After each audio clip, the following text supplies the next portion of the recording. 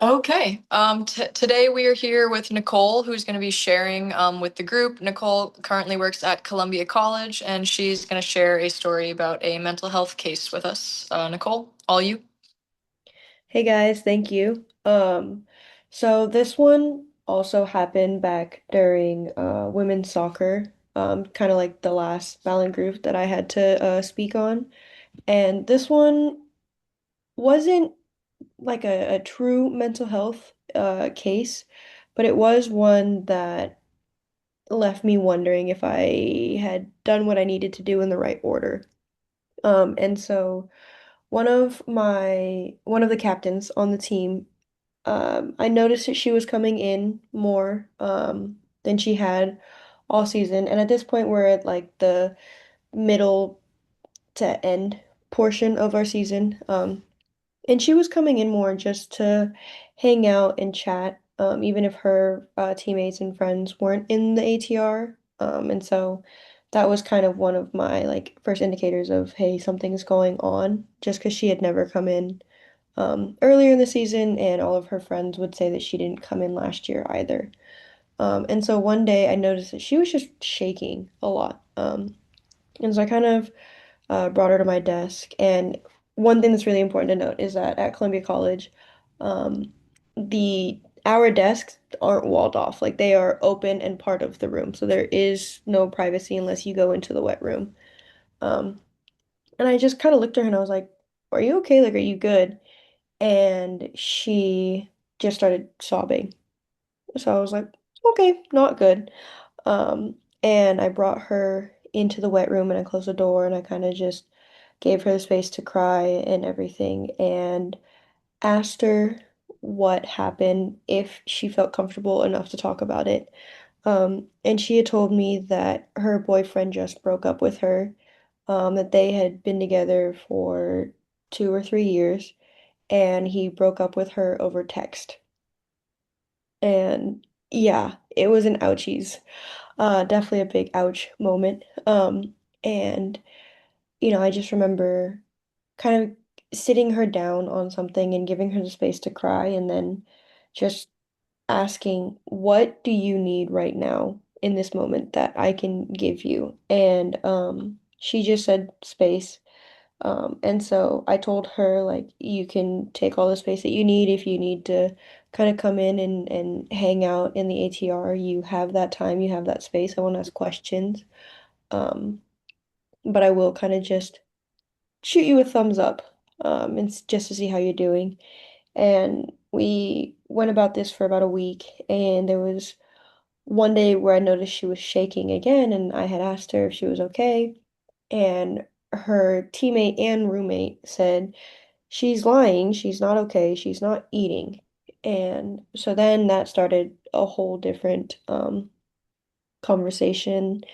And I found out that she just hadn't had an appetite since the breakup, which I can understand. But in addition to not having an appetite, she was also trying to increase how much she was working out. Um, so just to try and like get into better shape for that last half of season, but she noticed that she just was feeling more lethargic and all of these things. Um, and so the part that I really started to struggle with was like referring her to the counseling on campus.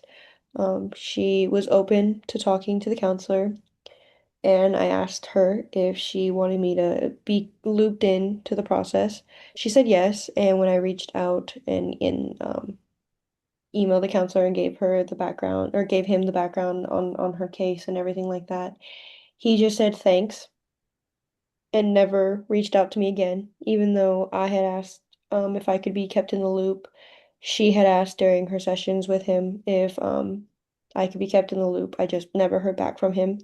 Um, and all of that. So that was difficult, but it was also kind of trending into that difficult part where I didn't know or have like a set plan on how to get her to eat more to finish out the season without it turning into an eating disorder or just any type of disordered eating more so than it already was. And so we kind of pivoted and we decided to try and implement more snacking throughout the day instead of eating full meals, just so that she didn't have to wait for like a hunger cue per se, and instead could just rely on multiple snacks at like a 20 to 30-minute interval. But yeah, it was just weird. I think the weirdest part of it was the fact that every time that she met with the counselor, she would ask him to keep me in the loop and I would send follow-up emails and he never did. And so it was always like I'm trying some form of intervention. I'm assuming he's trying his own if she's meeting with him semi-regularly, but it was never a bridge um of support. So it just made it kind of tricky to handle for the last few months of season. Can you talk me through the resources available at Columbia College to student athletes, like mental health and like diet wise, just like so I know like what you're working with to try to get her connected to? We there's us and the one counselor on campus. Ooh. So there's no like formal dietitian or anything. Okay. No, nothing. And I I would classify Columbia College as a food desert. Okay. Yeah. Do you feel like that had any effect on her like eating habits? Like was it already kind of hard to get those, 3 meals a day and then that just became even more difficult when she didn't have that appetite? It, it was always something that I considered because she was a senior and she didn't live on campus, and so she didn't have the calf to kind of fall back on. Not that I would argue the calf is any better. A lot of my current and former athletes tell me how hard it is to get a good meal at the calf. Aside from the food just not tasting good, a lot of it is a traditional Southern diet, and a lot of it is fried and very limited in options. So they struggle with that part too. But I mean, I don't think it was like a resource thing because I asked her where she did her grocery, like where she did her grocery shopping. And she said her primary one was Trader Joe's or Target. And not to make an assumption, but that is on one end of the spectrum rather than the other end. So I don't think it was a resource thing. I genuinely think it that was such a hard breakup that it just took away the appetite from her. Absolutely. Did you ever hear back from that counselor like a single time or Only just after nothing? the initial email kind of presenting the case to him, he just said, "Thank you. Have her fill out this link to schedule an appointment." How did you navigate kind of that relationship with you and him? Because I feel like, if he's the only person there, you must work with him a lot. And to not get updates when the We, athlete is requesting it seems odd for yeah, sure. we don't work primarily or like very consecutively or consistently with the counseling team. We have his email and that's it. Occasionally we'll refer some people. I've referred a handful of athletes to him. Some of them have chosen to follow up and others haven't. In my experience, a lot of my female patients that I do refer say that they're not comfortable speaking to a man and don't follow through with seeing him. But a lot of it is due to the fact that whoever the counselor was last year was, according to a lot of the athletes, great, and they have a hard time trusting the counselor now since she left. And I guess, and this is again all hearsay, but I guess she had given out an email address to like be contacted at if any of the athletes that she was seeing last year wanted to see her again in like a different capacity, like either through insurance or a fee base, I'm not too sure. But when some of my athletes would reach out to her, she just wouldn't answer. So I don't know if it was her setting up a boundary thing and just not communicating that they're over or what. But yeah, so I would say that just the mental health side of Columbia College makes it very difficult. We don't have the resources um needed to be a truly efficient healthcare team. We also don't have student health on campus. So there is no um, access to medical care outside of the athletic training room on campus. Wow. That's got to make such a difference in, the way that you facilitate information that you receive. Definitely. Sam, do you have any follow-up questions or thoughts for Nicole? Yeah, I know you talked about, I think you said it was her teammates are the ones that kind of addressed her not eating, kind of started that conversation. Like, I guess, how did you go about making sure that she was like not a harm to herself or others? Like, was that ever like a concern for you since she wasn't necessarily telling you that she wasn't eating up front? Does that make sense? Yeah. Um, I had told her privately after she got her ankles taped before practice that I wanted to have a chat with her after practice, away from eyes and ears and everything. Just because I feel like it was harder, that's something harder to do before Yeah. practice or even in the ATR. And so I thought that talking to her after practice would kind of just help ease some of the tension and the side of all of it, of like the extra eyes and ears.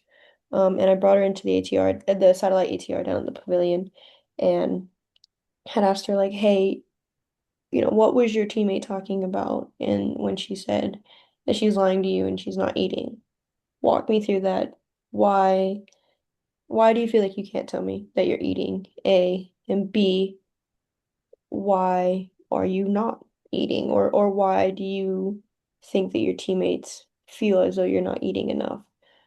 And she said that it was more a matter of she just didn't have an appetite, and so eating would make her nauseous and all of those things. And that was kind of more of like an orange flag to me versus a red one, that nausea. Just because I know that at that point your metabolism has to be so stunted or on the trajectory to being stunted. And so, we kind of just got to the root of it, and I think the hardest part was asking those upfront questions of, hey, like, why do you feel like you can't tell me this? Why do I have to kind of like shoot you a sly thumbs up, or thumbs down, to know how you're doing, instead of you feeling like you have that space? Is it something that I did, or is it an environmental thing? Is it something that you're worried about your teammates knowing, or things? And I think part of that made it hard was, that forced reflection and introspection that comes with it, of like, well, actually, not knowing if the answer is, I don't feel comfortable talking to you. Um, and that kind of uncertainty. It ended up being that she just didn't want her teammates to hear and for them to not take her seriously as a captain. Um, Mhm. and so once we got to the root of it, it was like, okay, what things are in your control and in your power to do? Is it snacking? Is it um, you know, having a bigger lunch after a snack for breakfast instead of maybe a breakfast, lunch, and dinner? Like things like that. Is Mhm. it, what do we have access to? All of those conversations. But it was just weird. It was just a weird presentation, and making sure, because I sorry, I kind of went on a tangent, Sam, but I did ask her if No she had worries. thoughts of hurting herself or anything, and Mhm. she said no. I think she said something along the lines of like, no, I wouldn't hurt myself over a boy, and kind of chuckled at that. And so, just trying to appreciate and admire her ability to make jokes, or Mhm. understand the severity of the situation without making it like a super dark gray cloud. Yeah. So I think that was a good sign to hear that she was still joking and things like that. But Mhm. yeah, that was a very long-winded answer. but I hope it No, that's answered good. it. Yeah, that's good. I guess another question is, well, before I ask it, like, is this athlete kind of local, like from South Carolina or? Yeah. Okay, so like, did they have like a support group like outside of athletics that they ever like talked to you about? Like, did they have like friends and family at home they kind of leaned on, or how did that kind of look for them too?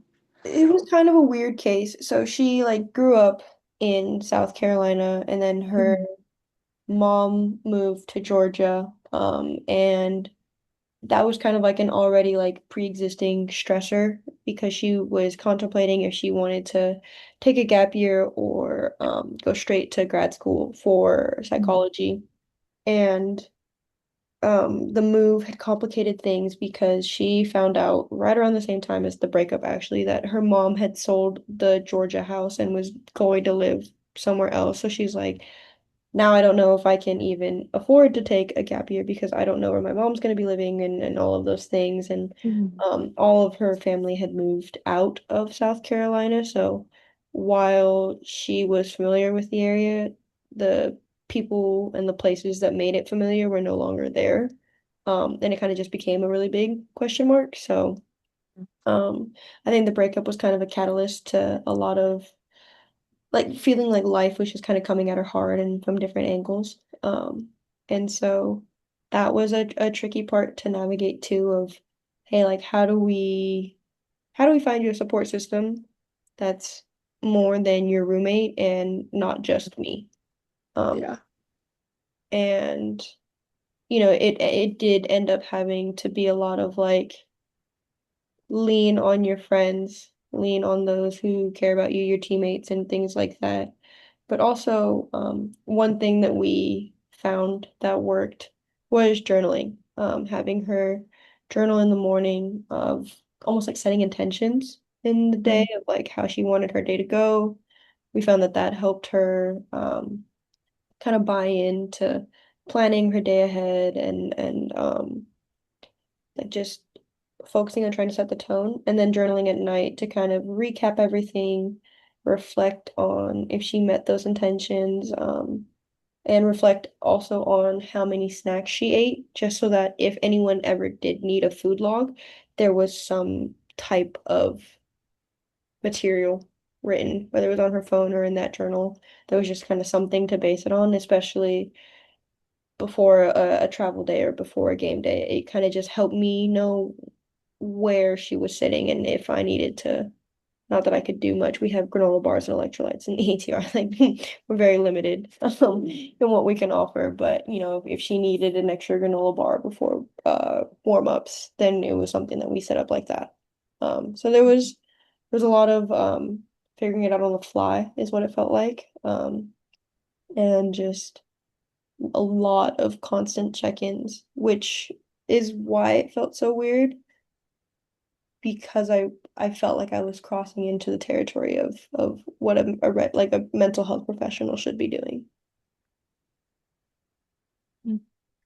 What was the kind of outcome of all this? Like, did she end up finishing her season well? Like, how was the next semester looking for her? Just kind of what was the outcomes there? Yeah. Mhm. She's doing great now. She checks in every once in a while. Her season, it didn't end the way that anyone wanted it to. They weren't able to make it to the post like conference tournament. They missed out by like two games. So that was tough. But aside from that, she finished healthily. Like there was no major injuries. Her hip was hurting, but I think to play like starting center back and playing 90 minutes of every game, your hips gonna hurt. Your hip flexors are gonna hurt. Um, but she was really able to turn it around after about a month, and just kind of go back to her old self and really kind of just bubble up again. Like she had a really like bubbly personality, and so to see even just like a part of that and a good chunk of it come back after that month was really inspiring and just reassuring to know that we were going in the right direction. She works now at a GNC And one of her teammates is actually like under her. She's like a manager over there now. I don't even know what location, but she's a manager over there, and one of her teammates is working under her, and she's taking all her classes. She passed all her classes. She still doesn't know if she wants to go to grad school or take a gap year. But she doesn't look so heavy anymore. Like she looks just lighter and just like things kind of panned out the way that she needed them to. Do you think there was anything you could have done different in this scenario? I don't really see any gaps in your care, but maybe like in a perfect world with more resources, what would that kind of look like for you? I think before I kind of get into the perfect world one, I feel like I probably should have walked down to the counseling center or figured out where on campus that is. And just kind of see if I could chat with the counselor or, any of his staff members even and just say like, "Hey, I'm the one who's been sending you emails.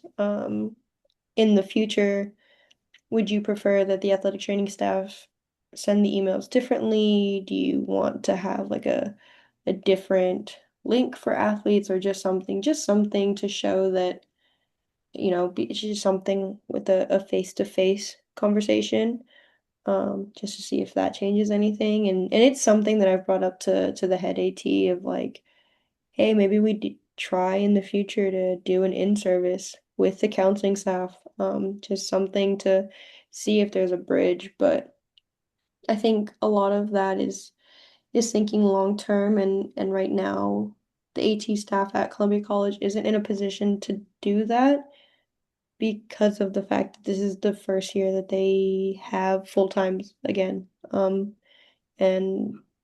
given the long-standing history of the ups and downs that the Columbia College Athletic Training staff has gone through over the past 3, 4 years. I think right now the focus is and should be to build um like a sports medicine staff and culture, and not just have it be something that's such a revolving door. So that part's hard to think long term in terms of like the mental health side and how we can bridge it with the limited resources we have available to us. But in a perfect world, it would be like USC's resources. You reach out to a Sarah Knoll and that athlete gets seen within the same week. And if they ask you to be kept in the loop, then you either have that face to face or Zoom meetings or I'm not sure how it works. But yeah, and we get them in with a dietitian and see if they're at risk for REDS or anything else like that, more than just on a questionnaire. I guess in general, do you think that working at Columbia College dealing with like a decent amount of mental health stuff with limited to no resources, like I guess has helped. How do I wanna sorry, I'm like not asking this well. Like do you think it prepared you for the future to like work with other populations and other scenarios, or do you think that it didn't help you? Yeah.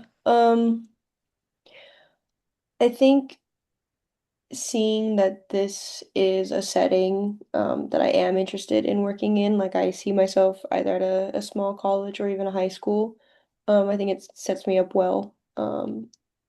Just because at the other, uh, from what I've seen, other small colleges, some of them have great connections with like student health or things like that.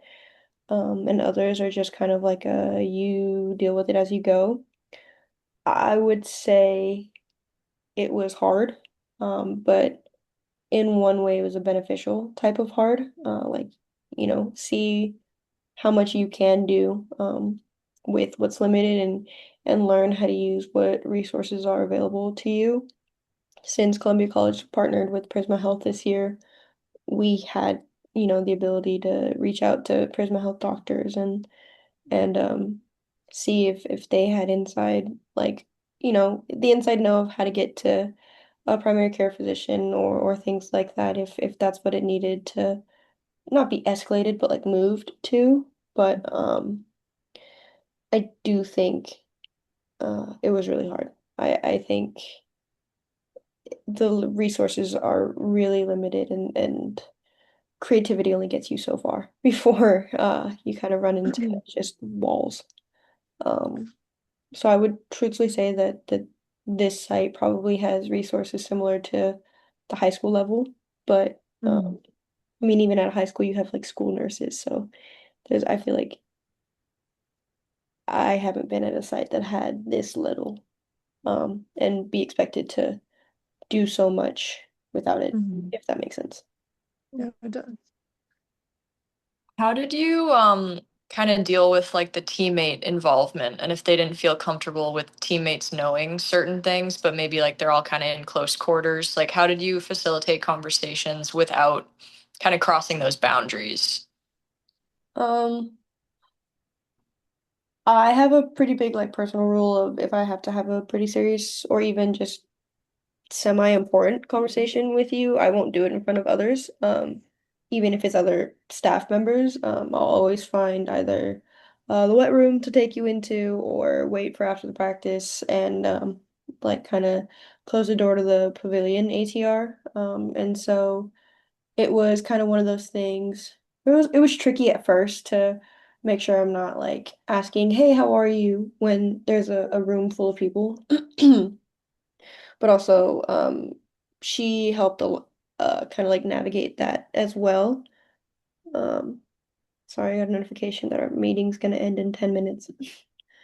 Um, and she navigated it very well and she would wait to be the last person to get taped before practice and just kind of give me a heads up of hey, I had 3 snacks today before practice versus I really couldn't get myself to eat any snacks before practice just so that I kind of had a heads up of where she was and I would just kind of offer every day like if you want to chat after practice find me at one of the water breaks and just say like hey, can I see you? And that was just kind of it. That way it was very, very easy and like nonchalant things that if anyone else had heard, they wouldn't think anything of it. Like getting seen after practice, like, okay, maybe you tweaked your ankle and you need to have a quick eval or just little things like that. Was kind of the plan for navigating it. Yeah.